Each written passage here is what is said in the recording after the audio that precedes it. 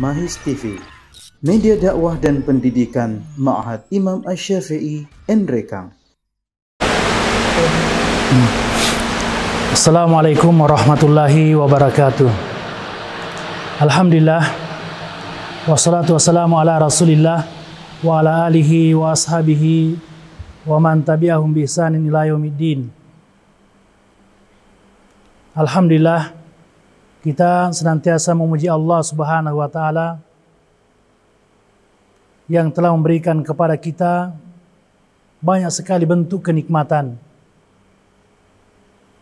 Allah Subhanahu wa taala menyebutkan, wa in ta'uddu nikmatallahi la tuhsuha.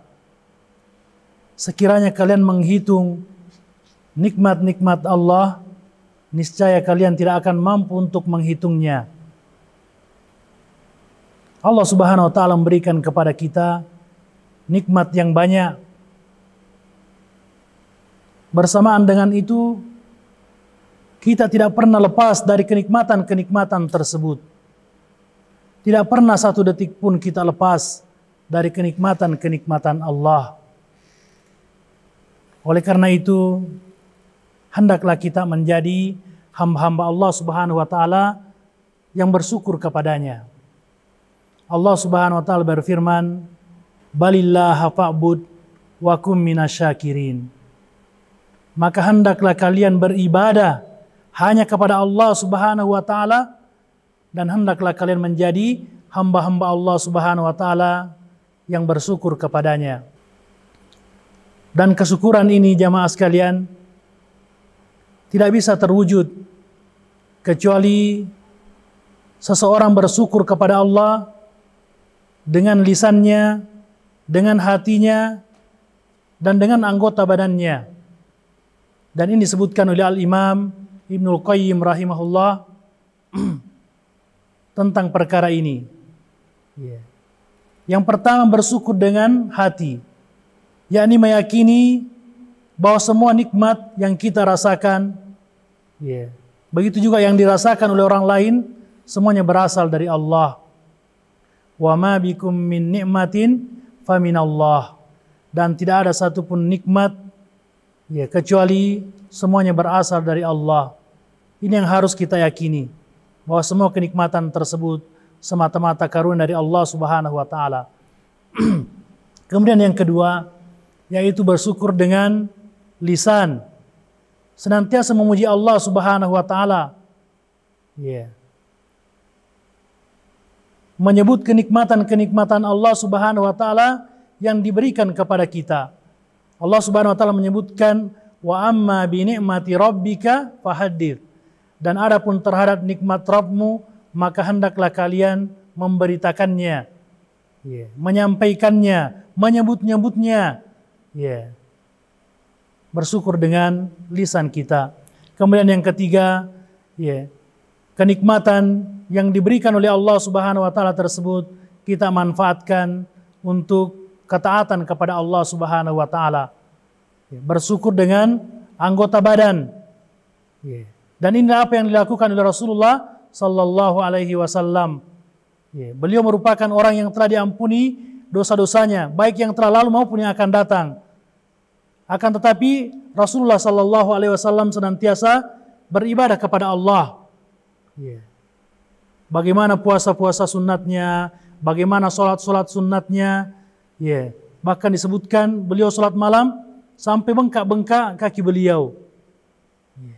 Ketika Aisyah bertanya tentang perkara tersebut, mengapa Rasulullah melakukan hal itu, maka beliau menjawab, apalah akunu abdan syakura. Apakah tidak sepantasnya saya menjadi hamba Allah yang bersyukur kepadanya. Maka ini bersyukur dengan anggota badan. Nikmat yang kita rasakan, yang diberikan oleh Allah Subhanahu wa taala, kita manfaatkan untuk melakukan ketaatan kepada Allah Subhanahu wa taala. Maka ini jamaah sekalian, di antara rukun-rukun kesyukuran kepada Allah Subhanahu wa taala. Maka ini. Kemudian di antara balasan orang yang bersyukur kepada Allah, yakni Allah Subhanahu wa taala akan menambahkan, semakin menambahkan kenikmatan tersebut. Di dalam surah Ibrahim ayat 7, Allah Subhanahu wa taala menyebutkan la in syakartum la azidannakum wa la in kafartum inna adzabi lasyadid. Ya, sekiranya kalian bersyukur, niscaya pasti aku akan tambahkan nikmat tersebut. Ya. Dan apabila kalian kufur, maka ketahuilah azabku sangatlah pedih. Maka kesyukuran jamaah sekalian merupakan perkara yang akan mengekalkan nikmat Allah Subhanahu wa taala yang diberikan kepada kita. Nikmat tersebut akan terus kita rasakan, dan bahkan Allah menjanjikan akan menambahkan kenikmatan tersebut bagi orang-orang yang bersyukur kepadanya.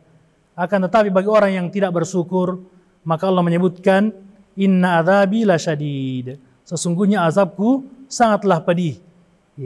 Allah akan menjadikan kenikmatan yang kita rasakan berubah menjadi penderitaan. Diganti dengan musibah, dihilangkan kenikmatan tersebut. Al-Imam Ibnu Qayyim menyebutkan di dalam kitab Madarijus Salikin bahwasanya semua maksiat kepada Allah Subhanahu wa taala itu adalah bentuk kufur asgar. Karena maksiat ini merupakan lawan daripada kesyukuran. Orang yang bermaksiat kepada Allah adalah orang-orang yang tidak bersyukur kepada Allah. Bagaimana bisa dia memakan nikmat Allah, dia memanfaatkan nikmat Allah Subhanahu wa taala, akan tetapi dia gunakan nikmat tersebut untuk melakukan perkara maksiat, perkara dosa kepada Allah Subhanahu wa taala. Maka ini jamaah sekalian, jangan sampai Allah Subhanahu wa taala memberikan kepada kita rezeki, memberikan kepada kita nikmat, akan tetapi kita gunakan untuk bermaksiat kepadanya. Kemudian Allah Subhanahu wa taala menyebutkan wa qalilum min ibadiyas syakur, sangat sedikit di antara hamba-hambaku yang bersyukur. Kalau Allah mengatakan sedikit, maka pasti jumlahnya sedikit, tidak banyak. Tidak banyak di antara hamba-hamba Allah yang bersyukur kepada Allah. Akan tetapi meskipun Allah menyebutkan bahwa hanya sedikit yang bersyukur, kalau kita masuk di dalamnya, daripada Allah menyebutkan banyak, akan tetapi kita pun tidak masuk di dalamnya, maka Allah menyebutkan sedikit, karena mewujudkan kesyukuran ini adalah perkara yang berat, perkara yang berat. Karena apa? Karena kenikmatan yang diberikan oleh Allah Subhanahu wa taala kepada kita, kalau kita syukuri, maka kesyukuran kita kepada Allah ini merupakan nikmat tersendiri yang harus kita syukuri lagi. Maka kalau kita syukuri lagi, maka ini nikmat lain lagi yang harus kita syukuri lagi. Maka terus menerus perkara ini. Maka perkara ini, kesyukuran kepada Allah merupakan perkara yang memang berat untuk kita tunaikan, berat untuk kita laksanakan. Oleh karena itu kita harus berusaha sungguh-sungguh untuk mewujudkan perkara ini. Bersyukur kepada Allah Subhanahu wa taala. Kalau kita merasa tidak mampu untuk memperbanyak kesyukuran, tidak bisa merasa tidak mampu untuk menunaikan kesyukuran kepada Allah, maka di antara solusinya hendaklah kita memperbanyak istighfar kepada Allah Subhanahu wa taala. Semoga Allah mengampuni dosa-dosa kita, mengampuni kelalaian-kelalaian kita untuk menjadi hamba Allah Subhanahu wa taala yang bersyukur kepadanya. Subhanakallahumma bihamdik, asyhadu an la ilaha illa anta, astaghfiruka wa atubu ilaik. Wassalamualaikum warahmatullahi wabarakatuh.